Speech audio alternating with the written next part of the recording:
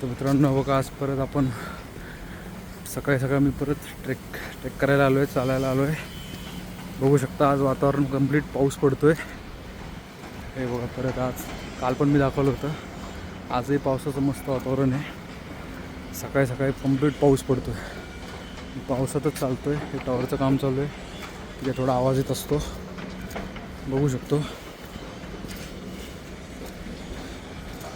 वेळ मिळत नाही, थोडंसं लेट होतो याला चालायला जायला, पण आज वातावरण मस्त आहे चालायला, त्यामुळे मी वेळ थोडा काढून येतो चालायला इथे. बघू शकतो वातावरण पुण्याच्या शहरात. गाय कुठे चरते बघा वर. पुण्याच्या शहरात राहून अशा प्रकारे जवळ चालायला कुठे दुसरीकडे जागा नाही. पूर्ण पुण्यात असं मिळणार नाही जागा. ही शहरात राहून एकदम सिटीमध्ये सेंटरमध्ये राहून असं कुठे इमॅजिन पण होणार नाही कोणाला अशी टेकडी चालायला. काय बघा कुठे गायांसाठी एकदम जन्नत आहे, पूर्ण ग्रीनरी. थोडं फास्ट चालतो आहे कारण पाऊस पडतो आहे आता. बघू शकतो कोणतीच गर्दी नाही आहे, कारण लोक येत नाहीत आता. वीकडेजला फार कमी लोक येतात.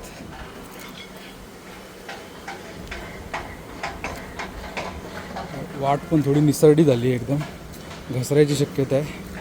त्याच्यामुळे थोडंसं सावकाश चालायला लागतं आहे, कारण मी काय ट्रेकिंग शूज नाही घातलेत आज. बघू शकतो ते गाय किती आहेत,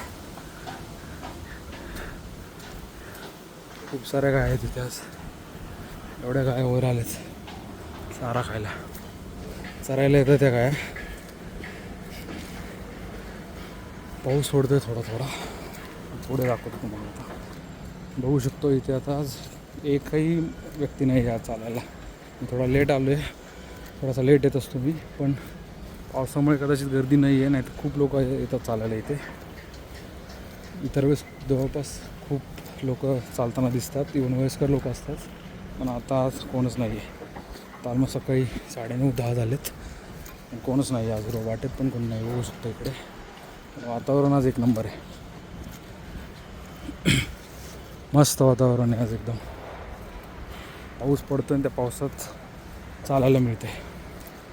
चालल्याने काय होतं, कंप्लीट स्ट्रेस फ्री होऊन जातं आणि कंप्लीट दिवसभर फ्रेश राहायला लागतं. मग त्याच्यामुळे मी इथे वेळात वेळ काढून चालायला येतो.